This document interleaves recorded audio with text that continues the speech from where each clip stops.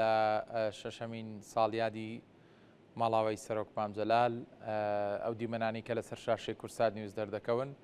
لە دەباشان مەزاری سەرۆک مام جەلال ئامادەبوونی چین و توێژە جیاوازەکان بۆ دووپاتکردنەوەی بەڵێنی وەفا و بەردەوام بوون لەسەر ڕێبازی سەرۆک مام جەلال و یەکێتی نیشتیمانی کوردستان و دانانی تاجە گوڵینی ڕێز و وەفا لەسەر مەزاری سەرۆک مام جەلال. بەڕزان بە دەرفەتی دەزانم کە کەمێک گفتوگۆ بکەم لەسەر ڕۆڵ و کاریگەریەکانی سەرۆک مام جەلال و ئەرکی یەکێتی نیشتیمانی کوردستان لەسەر کارکردن لەسەر فەلسەفە و بیر و ڕۆیا و ئەندێشەکانی سەرۆک مام جەلال لەگەڵ زۆر بەڕێز عیماد ئەحمەد ئەندامی سەرکردایەتی یەکێتی نیشتیمانی کوردستان کە ڕاستەوخۆ لەگەڵم دەبێت. کاک عیماد سوپات بۆ ئەم دەرفەتەکە پێکەوە گفتوگۆ دەکەین. چیت هەیە لە شەشەمین ساڵیاتی ماڵاوی سەرۆک مام جەلالدا؟ پێشەکی زۆر سوپاسان دەکەم بۆ ئەم یادەوەری ڕێز مام جەلال بەخێر و هەمومان ئەبێ لەم ڕۆژە پەیام دووپات بکەینەوە کە ئێمە لەسەر ڕێبازەکەی مام جەلال بەردەوامین و هەمومان لەسەر ئەو ڕێبازە هەوڵ و خەباتەکەین بۆ ئەوەی بتوانین خزمەتێکی باشی کۆمەڵانی خەڵک بکەین. مام جەلال ڕێبازێکی هەبوو لەسەر دوو ئاستە، ئاستی کوردایەتی کە هەموو خەبات و تێکۆشانی لە پێناوی ئەوە بوو کە چۆن کورد بگەێنێتە مافی خۆی و مافی کورد و کوردستان مەسۆگر بکە لە چوارچێوەی مافی چارەی خۆنووسین. لە ئاستی کۆمەڵایەتیش خەباتیە کرد بۆ ئەوەی دادپەروەری خۆشگوزەرانی بۆ کۆمەڵانی خەڵک مسۆگر بکە. مام جەلال ڕێبازەکەی ئەبێ ئێمەمانان و هەموو کادر و لایەنگر و سەرکردایەتی کۆمەڵا بیپارێزێت و هەوڵ بدەین بەرەو پێشەوە بیبین. باشترین شادبوون و بۆ ئەوەی ڕوحی مام جەلال شاد بکەین ئەبێ ئێمە هەوڵ دەین خزمەتی کۆمەڵانی خەڵک بکەین و سەرکەوتنی کۆنگرەی 5 باشترین دیاری بوو و بەوەش ئێمە توانیمان ڕوحی مام جەلال شاد بکەین و ئەبێ ئێمە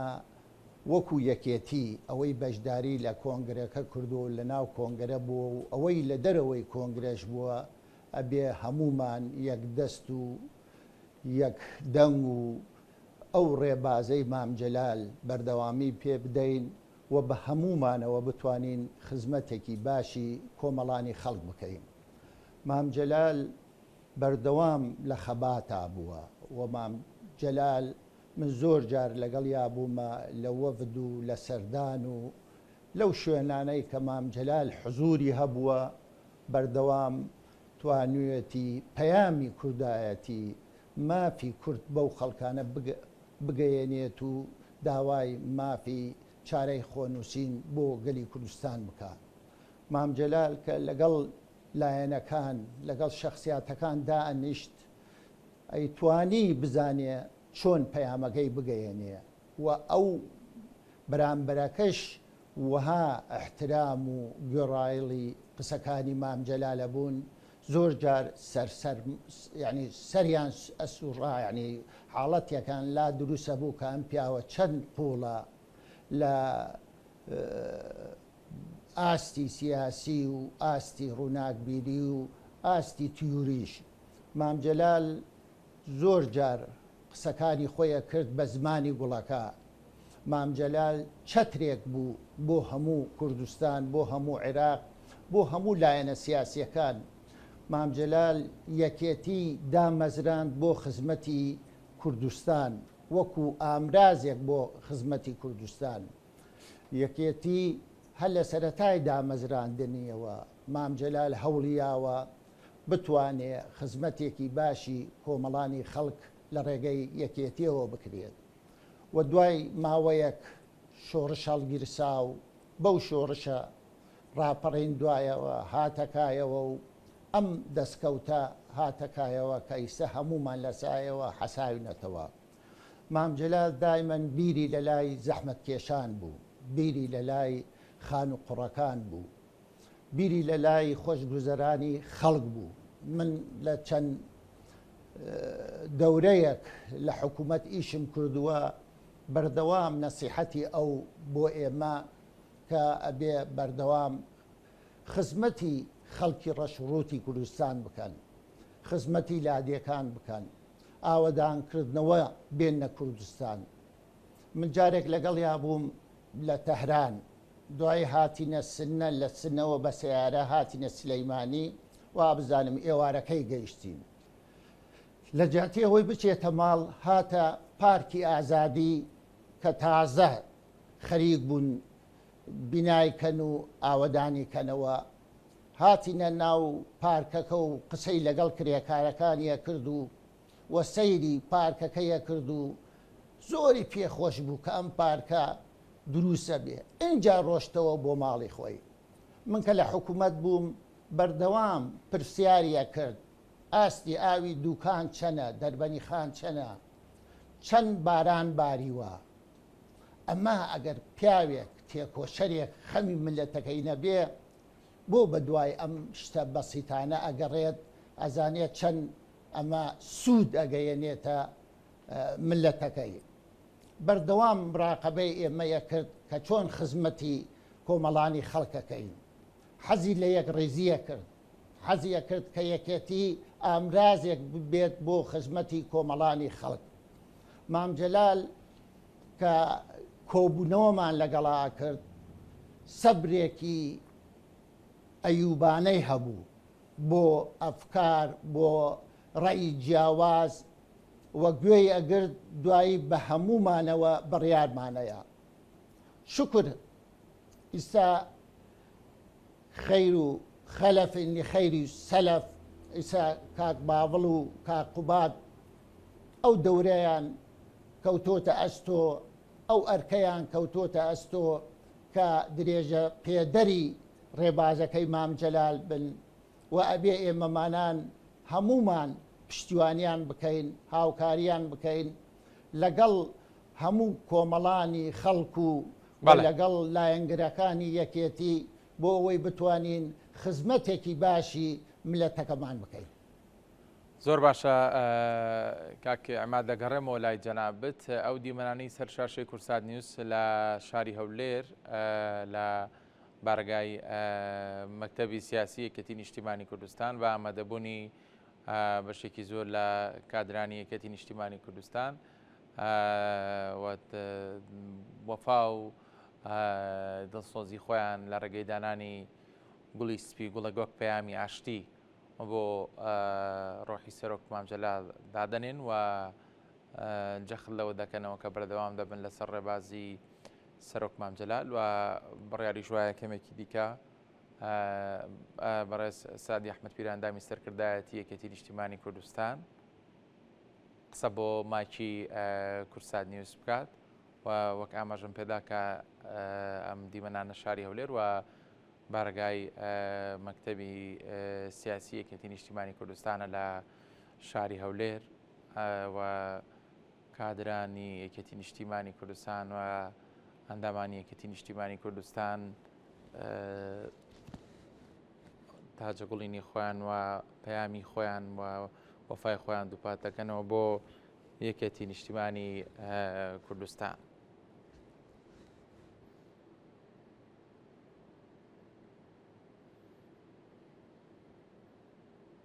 هەڵە بەرەزان بە هەمان شێوە لە شاری سلێمانیش کە دەبینن لە دەباشان بەردەوام خەڵک دەچێتە سەر مەزاری سەرۆک مام جەلال ئەوە دەبینن. میێرەبان ئەمڕۆ 3 ئۆکتۆبەر 6 ساڵ تێپەڕ دەبێ بەسەر دواماڵاوی شکۆی نەتەوەکەمان جەنابی مام جەلال سەرۆک کۆماری عێراق و سکرتێری گشتی یەکێتی نیشتیمانی کوردستان. ئەم بینایە ناکرێ مساهمە نەکا، چونکە ئەو بینایە کۆچی سپی خەڵاتی مام جەلال بوو بۆ هەولێر پایتەختی هەرێمی کوردستان و بۆ یەکێتی نیشتیمانی کوردستان. بەداخەوە زۆری تێدا نەمایەوە کۆچی دوایی کرد بەڵام دەورێکی ئینشاڵڵا گرنگ لە داهاتوو دەبینی بۆ ڕێگرێزی کورد بۆ سەربەرزی نەتەوەکەمان. مام جەلال من پێم وایە یەکێتیەکان ئێمە ئەگەر پێمان وابی مام جەلال بەزی یەکێتیە مام جەلال بچووکەکەینەوە. مام جەلال هی هەموو پارێزەرێکە لە دنیا خۆی بە پارێزە دەزانێت. مام جەلال هی هەموو ڕۆژنامەنووسێکە لە دنیا خۆی بە ڕۆژنامەنووس دەزانێت. مام جەلال هی هەموو پێشمەرگەیەکە لە دنیا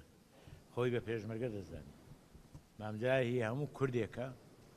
لە دنیا. مام جەلال ئەنواعی نووسین لەسەر کوردایەتی حەقیقی هەیە. مام جەلال من پێم وایە یەکێکە لەو کەسایەتیانەی کە کەس هیچی پێ نەبەخشیوە و بە هیچ مناسبەیەک نهاتووە بەڵکو خۆی بەدەستی خۆی بە ئیمکانیاتی خۆی بە توانای خۆی هەر لە هەڕەتی لاوێتی خولیای سیاست بووە، خولیای چەکدار بووە لە شێرسوویەکەوە، خولیای پێشمەرگایەتی بووە و هەموو ئەو دەستکەوتانەی ئێستا هەن بەرهەمی خۆیتی مام جەلال هیچی بە هەدیە نەدراوەتی. مام جەلال یەکێکە لەو سیاسەتمەدارە کوردانەی کە هەمیشە لە دنیای ئیسلام لە دنیای عەرەب زۆر ڕێز لێگیراو بووە و لە ناو ڕۆشنبیرانی عەرەب ناو ڕۆشنبیرانی جیهانی وەکو ڕۆشنبیرێکی زۆر باڵا و هەڵکەوتوو حیسابی بۆ کراوە. مام جەلال لە هەموو کۆڕ و کۆبنەوەکانی کە دەکرا لە دنیا بەشداری کرد. مام جەلال یەکێک بۆ لەوانەی لە دنیای عەرەب زۆر دۆستی یەکەم سەرۆک کۆماری جەزائیر بووە، ئەحمەد بن بلە. و مام جەلال یەکێک بووە لە وەفدی کوردی بۆ سەردانی جەمال عەبدولناسر لە ساڵی 63ەوە. مام جەلال یەک لەو کوردە دەتوانم برێم دەگمەنانەیە کە باسە لە ڕووی فکریەوە نزیک بووە بەڵام سەردانی چینی کردو و ماستۆنگی بینیوە. مام جەلال زۆر لەژێر تەئسیری خەباتی ملیمان بۆ مام جەلال پیاوێک بووە هەمیشە ڕێزی لە ئاین و ئاینزاکان دەگرت وەکو بەشێک لە سەقافەتی کۆمەلگای خۆمان و کۆمەلگای جیهانی. مام جەلال یەکێک بۆ لەو پیاو بوێرانەی کە قەتعەن دژمنداری لە دڵەوە نەکردووە. مام جەلال بە ناوی دیفاع لە خۆ دیفاع لە بەرنامەکەی خۆی بۆ ماوەیەکی کورت بەڵام هەمیشە ئامادە بووە ئەگەر لای بەرامبەر ئامادە بووە دەستی دۆستایەتی بۆ درێژکە و کۆتایی بە دژمنداریە بینی. مام جەلال پیاوێکی ئازا بووە. من هەرتەنە ئەوە دەتوانم بڵێم مام جەلال لە کاتی داگیرکردنی کوێت زۆر لە برادەران باسییان کاکە کوێت خۆت چییە کوێت قەزایەکی عێراقی بووە و گیراوە و نازانم چی و مام جەلال وتی ئەو باشترین فرسەتە ئێمە لەو ڕژێمە خۆیان ڕێژە نەزاتمان بی. پیاوی چاک بە بمدەنێ بە تەعاهود بۆ 6 مانگ ئەگەر ڕووخا ئەو خێر عەلەخێر ئەگەر ڕووخا کاکە من ڕوو لە دەرەوە دەکەم و نایم وڵاتان کەی بخۆتان سەگەم و ئەوە تەنها یەکێتیەکان نەبوون غەیری یەکێتیەکان یە قسەیان دەکرد. مام جەلال لە ئەو ماوەی کە لە دەرێ بوو لەگەڵ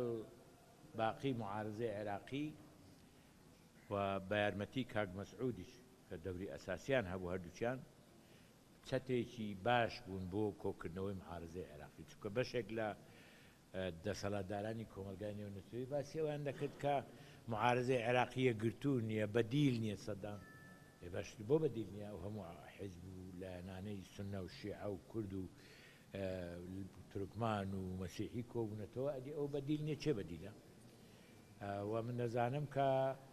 لە کۆبوونەوەکانی واشنتۆن و لە کۆبوونەوەکانی لەندەن و لە کۆبوونەوەکانی بەرلین و لە کۆبوونەوەی فەرەنسا و ئیستەنبول و پاشان مەسیف لە هەمووی تا گەیشتنە ئەوەی کە بەلایەنەکان بسەلمێنین مافی فدرالی مافێکی حەقیقیە بۆ خەڵکی کوردستان و بۆ عێراق سیستەمێکی تاقیکراوەیە لە جیهان نزەمی فدرالی کە وڵات بەرەو پێش بووە. بەڵە بەڕێزان ئەوەی بینیتان بەشێک بوو لە قسەکانی بەڕێز سعدی ئەحمەد پیراندامی سەرکردایەتی یەکێتی نیشتیمانی کوردستان. کاگەمات ببوورە جارێکی دیکە دەگەڕێمەوە وڵات لە قسەکانی پێشتردا باست لەوە کرد کە لە بەشێکی زۆری ئەو وێزگانەی کارکردنت بەرکەوتنتە بۆ لەگەڵ سەرۆک مام جەلال وە کارتان پێکەوە کردەوە ئەندامی ئەو شاندوو وەفدانە بووی لەگەڵەوەدا دەمەوێت دانی باسی ئەوم بۆ بکەی هەمیشە سەرۆک مام جەلال ئامۆژگاری چی بوو بۆ سەرکردەکانی یەکێتی کە پێویستە چۆن بەردەوام بن لە کار و خەباتی سیاسی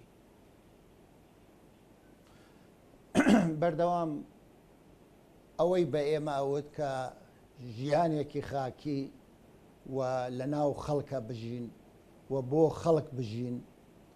و خەباتتان بەردەوام بێت و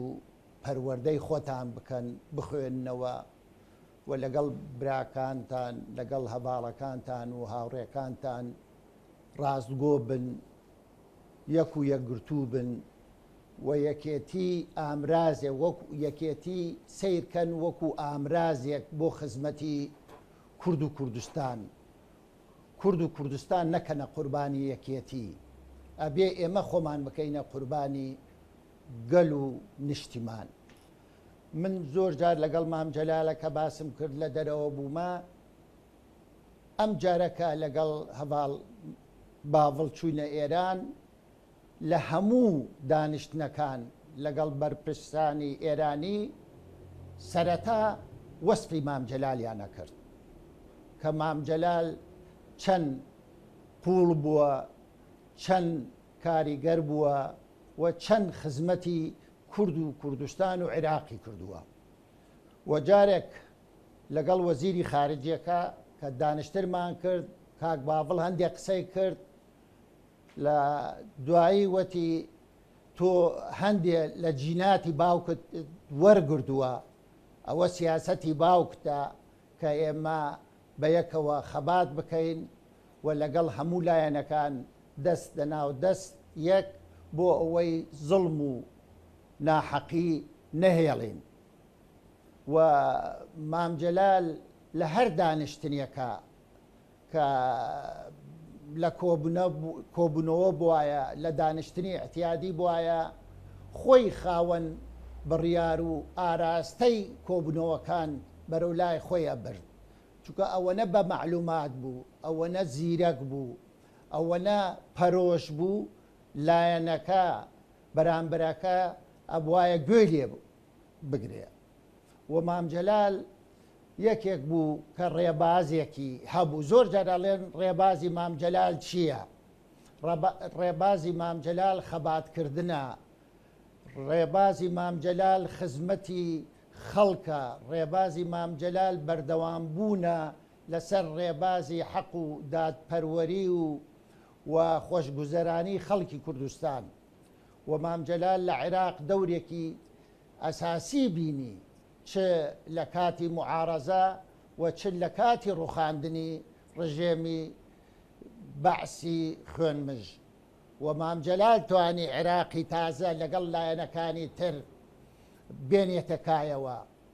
وەکە مام جەلال بۆ سەمامی ئەمان بۆ هەموو عێراقیەکان بۆ سوننە شیعە عەرەب کورد تورکمان مام جەلال کە سەرۆک کۆمار بوو کلیلی حەل بوو مام جەلال کە سەرۆکی کۆمار بوو بیری لە لای کورد بوو و لە ڕێگەی عێراقەوە بتوانێت خزمەتی کورد و کوردستان بکە و دوای مام جەلال بینیمان چی بەسەر عێراق هات و پەیوەندی نێوان عێراق و کوردستان چی بەسەر هات مام جەلال ژیانی خۆی سەحەتی خۆی فیدا کرد لە پێناوی ئەم مەسەلەیە مام جەلال سەحەتی و عمری هین ئەوە نەبوو ئەو هەموو هیلاکیە بکە و لە کاتی ئیشکردن و هیلاکیە تووشی ئەو حاڵەتە هات کە نەخۆش کەوت و مام جەلال لە ماڵە دانەنیشت بوو لە کۆبوونەوە بوو کە هاتەوە ئەو حاڵەتەی هاتە سەر بۆ خو مام جەلال پێویستی بە زۆر شت نەبوو بەڵام لە پێناوی ملەتەکەی عمری خۆی سەحەتی خۆی هەموو ژیانی خۆی کردە قوربانی لە پێناوی و دەستهێنانی مافی کورد لە پێناوی بەرقەراربوونی ئاشتی و تەبایی و خۆشگوزەرانی بۆ کۆمەڵانی خەڵکی عێراق و کوردستان مام جەلال لە ناو ئەحزابی سۆشیال دیموکرات دەورێکی ئەساسی بینی و من لە چەند کۆبوونەوەیەک لەگەڵیا لە چەند مؤتەمەرێک لەگەڵیا بینیم کە چۆ سەر منەسە قسەیە کرد لایەنەکان و خەڵکەکان چۆن گوێیان لێگرت چۆن مەسەلەی کورد بەو زمانە شیرین و ناسک و هێمنانەی تەرحە کرد مام جەلال محاولە کرد دوژمنی کورد کەمتر کاتەوە مام جەلال سەنگەری خۆی قایمە کرد بەڵام بە ئەسلوبێک سیاسەتیە کرد مقابلەکەی بەرامبەرەکەی بکەوێتە ژێر تەسیری و منطقی مام جەلال زاڵ بێت کە منطقی کورد و کوردستان بوو مام جەلال لە ناو مەکتەبی سیاسی و لە ناو سەرکردایەتی و لەگەڵ کادرە ئەساسیەکان بەردەوام لەگەڵمانە بوو بەردەوام پەیوەندی هەبوو بەردەوام بانگمانیە کرد و بانگیانیە کرد لەگەڵیان دانیشت و گوێیان لێگرت و تەوجیهاتیانیە کرد لە پێناوی ئەوەی یەکێتی بەهێز بێت ئەگەر کێشەیەکیش بێت حەلی بکات بەو ئوسلوبەی کە خزمەت بە یەکێتی بکات و یەکێتی بەهێز بکات بۆ ئەوەی خزمەتێکی باشی کۆمەڵانی خەڵک بکات مام جەلال هەر لە سەرەتای دامەزراندنی یەکێتیەوە سیاسەتەکەی ئەوە بۆ لە ڕێگەی عێراقەوە کە دیموکراتێت بۆ عێراق و مافی چارەی خۆنووسین بۆ کوردستان بڕواری بەوە بوو کە ئێمە توانین مافی خۆمان لە بەشی کوردستانی باشوورە ئێمە لە عێراقا وەریگرین و ئەوە بوو لە دەستورە کە دەورێکی ئەساسی هەبوو لەگەڵ خوالێ خۆش بوو کاک نەوشیروان ئەو بەندانە ئەو فەقەرانە ئەو با بڵێم خاڵانە کە پەیوەست بوو بە مافی کورد و کوردستان ئەوان بیچەسپێنن سەرڕای ئەوەی کە لەو تەوازنی هێزە هەر ئەوەنەمان پێکرا و هەر ئەوەنەیان پێکرا بەڵام ئەبێ ئێمە هەوڵ دەین ئەو دەستورە بێنینە حاڵەتی جێبەجێکردنەوە بۆ ئەوەی بتوانین کورد و کوردستان بە مافی خۆی لە سنووری خۆی لە داهاتی خۆی لە دەسەڵاتی خۆی مسۆگر بێت و بتوانێت لە چوارچێوەی عێراقی فدرالیە ئەم هەرێمەی خۆمان مافی خۆی هەبێت و ئەرکی خۆی هەبێت کاگە ئەماد گومانی تێدا نیە بەشێک لەو سەرکردانی وەکو جەنابەت دەرفەتی ئەوتان بۆ ڕەخساوە یان شانازیەوەتان پێبراوە کە زەمانێکی درێژ لەگەڵ سەرۆک مام جەلالدا ئەزمۆنی کاری سیاسی بکەن و خۆشبەختانە بەشێکی زۆری نەتان لە ژیاندا ماون چۆن ئێستا بەم شێوازە ئەزمموی خۆت دەجێڕیتەوە و باسی سیاست و ئایدیا و بۆچوونی سەرۆک مام جەلال دەکەیت ڕەنگە ئەمانە گرنگ بێ بۆ بەرجەستەکردن بۆ نەوەی داهاتوو یەکێتی نیشتیمانی کوردستان لە زاری ئێوەوە و کار لەسەر بیر و فکری سەرۆک مام جەلال بکرێ پێت وایە یەکێتی نیشتیمانی کوردستان دەبێت چی بکات بۆی لە ڕێگەی سەرکردەکانی وەکو جەنابتان ئەرشیف و دۆکۆمنتی هەموو ڕابردووی سەرۆک مام جەلال بکرێ لە تەواوی قۆناغە جیاوازەکانی خەباتی سیاسی من نزیکەی 30 ساڵ لە مەکتەبی سیاسی لەگەڵ مام جەلالە کە ئەمەی دوایی لێ دەربکە کە وەفاتی کردووە لەگەڵ یابوومە و لە کۆبوونەوەکان بەشدار بوومە و لە زۆر سەفەر و دیدار و کۆبوونەوە لەگەڵ یا بەشدار بوومە مام جەلال سقەی بە هەواڵەکانی بوو مام جەلال بەردەوام ئەوە ئەخستە ئەستۆی هەواڵەکانی کە چۆن خزمەتی کۆمەڵانی خەڵک بکەن مام جەلال پیاوێکی دیموکرات بوو پیاوێک بوو سقەی بەخۆی بوو لە کۆبوونەوەکان پێش ئەوە خۆی ئامادە ئەکرد کە چی تەرحکە و چۆن مناقەشە بکرێت و گوێ لە هەموو هەواڵەکانی ئەگرت دوایی بڕیاری دەستە جەمعی ئەدرا کە بڕیاریش ئەدرا ئەو التیزامی پێوە کرد جار بوو بڕیارێکمان هەبوو بەدڵی ئەو نەبوو بەڵام التیزامی پێوە کرد و مام جەلال دووربین بوو چۆن تۆ لە شترەنجە یاری ئەەکەی بۆ یەک هەنگاو یاریەکەی ئەو 3-4 هەنگاو پێش دوای ئەوەش بیری لێ کردەوە زۆر جار قسەیەکی ئەکرد دوای 3-4 ساڵ قسەکەی ئەهاتە دی مام جەلال ئەگەر تەکتیکێکیشی کردبێت لە پێناوی ستراتیژێکی دووربین داینابێت. مام جەلال بەردەوام بیر و بۆچوونەکانی ئەو ڕاستتر دەرچوو. زۆر جار لە ناو مەکتەبی سیاسی بیر و جیاواز و بیری با بڵێم نەگونجاو و لە ناو مەکتەبی سیاسی و سەرکردایەتی ئێمە لەو خەباتی دوور و درێژە دروست بووە، بەڵام دوایی دەرکەوت سیاسەتەکەی مام جەلال، تەرحەکەی مام جەلال، بۆچوونەکەی مام جەلال ڕاستتر بووە لەوەی ئێمەمانان ئەگە بیرمان لێ کردبێتەوە. بەڵام ئەوەش هیچ بەکاری نەئەهێنا بۆ ئەوەی بڵێ من ڕاستتر دەرچووم. یعنی ئێمە خۆمان شعورمانە کرد ئێمە باش نەمان پێکاوە، بەڵام ئەو دڵی ئێمەی نەئەڕەنجان، ئێمەی نەئەشکان. ئەمکانە زۆر جاریش قسەی کردبێت بۆ ئەوەی دڵنەواییمان بکە کە ئێوە جاری ماوتانە و ئێمە هەمومان تەڵەبەی مام جەلالین، لە مام جەلال زۆر شت فێر بووینە، تەحمل، بەردەوامبوونی خەبات، گوێگردن لە خەڵک، بە تایبەتی مام جەلال بیری لای هەژاران بوو. من زۆر جار لەگەڵ یا بوومە کە خەڵکی ئەبینی لە شایی و لە خۆشیە کۆڵێک خۆشحاڵ ئەبوو، دڵی بەوە خۆش ئەبوو. لە شوێنێک بنایەکی جوان، جادەیەکی باش بکرایە ئەو دڵخۆش بوو. کاکە عیمات دەمەوێت دواپرسیار لە جەنابت بکەم و دەیکەمە دەرفەتەوەی کە ئێستا کۆنگرێتان بەستووەوە ژمارەیەکی نوێ لە ئەندامانی سەرکردایەتی بە جەنابیشتەوە هەڵبژێراون و قسەکان لەسەرەوەن کە یەکێتی نیشتیمانی کوردستان هەنگاوی گەورە دەنێت بەرەو ئایندەیەکی تازە لە سیاسەتکردن. پێم بڵێ بە ئەزمموی سەرۆک مام جەلال و بە سیاسەتی حەکیمانی سەرۆک مام جەلال و بە ڕێبەرایەتی سەرۆک بافڵ جەلال تاڵەبانی دەتانەوێت چۆن بەردەوام بن؟ مام جەلال سەروەتێکی بۆ ئێمەی جێهێشتووە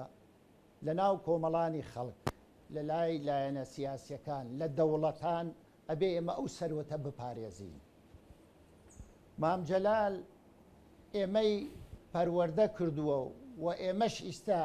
هاتوونەتە کایەوە و مەسئولیەتەکە کەوتۆتە ئەستۆی ئێمە، ئەبێ ئێمە ڕێبازەکەی مام جەلال ڕۆشنترکەینەوە و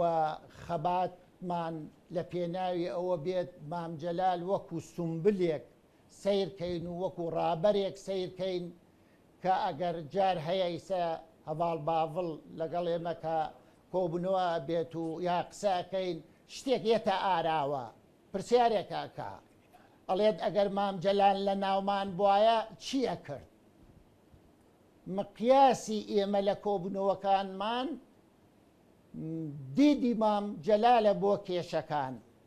ئوسلوبی مام جەلالە بۆ چارەسەرکردنی کێشەکان کە ئەڵێن لەم کاتە مام جەلال لە ناومان بواە چییە کرد؟ ئەوە ڕێبازی ئێمەیە و ئێمە ئەم ئەرکەی کەوتۆتە ئەستۆمان بەڕاستی ئەبێ شایستەی ئەوەکە بین. ئەبێ ئێمە هەوڵ دەین کۆنگرەی 5 سەرکەوتوو بوو، ئەبێ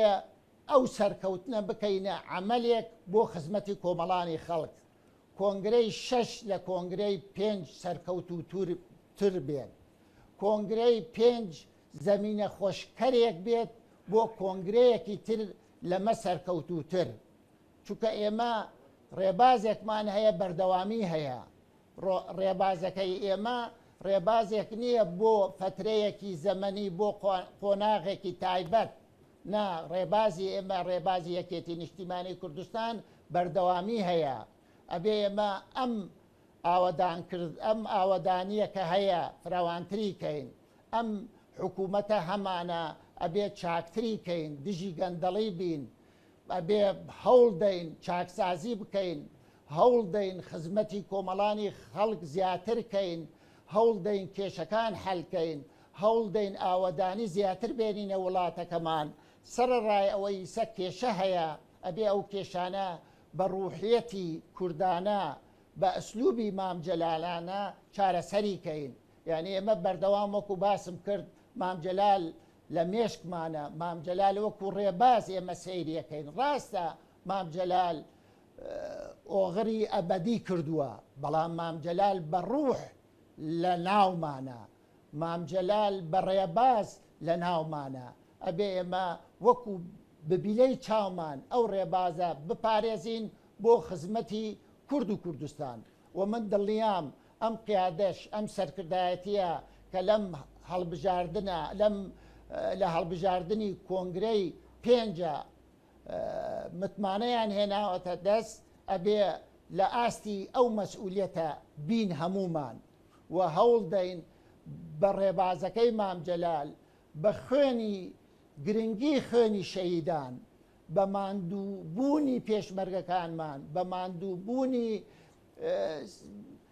ڕێخستنە دێرینەکانمان ئێمە مەسئولیەتێکی گەورە کەوتۆتە ئەستۆمان بە تایبەتی لەم بار و زروفە زۆر کەس تەسەوری نەئەکرد ئێمە بتوانین کۆنگرەی پێنج ببەستین ئەوە کۆنگرەی پێنجمان بەست زۆر کەس ئەزانی کە ئێمە سەرکەوتوو ئەبین لەم کۆنگرەیە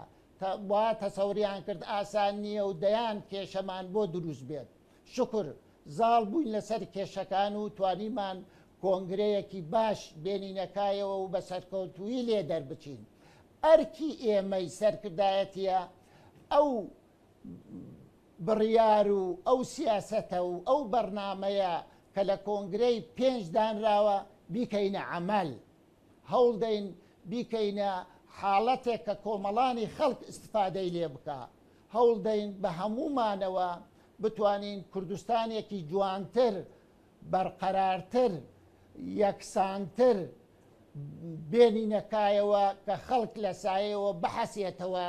و خۆشگوزەرانی بۆ کۆمەڵانی خەڵک مسۆگر بکەین ئەوەش بە هەمەتی هەمومان ئەکرێت ئەوەی بەشداری لە کۆنگرە کردووە و ئەوەی کە بەشداری لە کۆنگرەی نەکردووە ئەوەی کە دەورێکی باشی بینیە ئەوەی کە ئەمکانە لەلاکەلار بووە ئەبێ ئێمە ئەوەی تۆراوە ئاشتی کەینەوە ئەوەی کە با بڵێم دوورە نزیکی کەینەوە و یەکێتی بکەینە ئامرازێکی حەقیقی بەهێز بۆ خزمەتی کۆمەڵانی خەڵک سپاس بۆ بەڕێز ئێماد ئەحمەد ئەندامی سەرکردایەتی یەکێتی نیشتیمانی کوردستان کە لەگەڵمان بوویت سپاس بۆ وەڵامی پرسیارەکانی ئێمە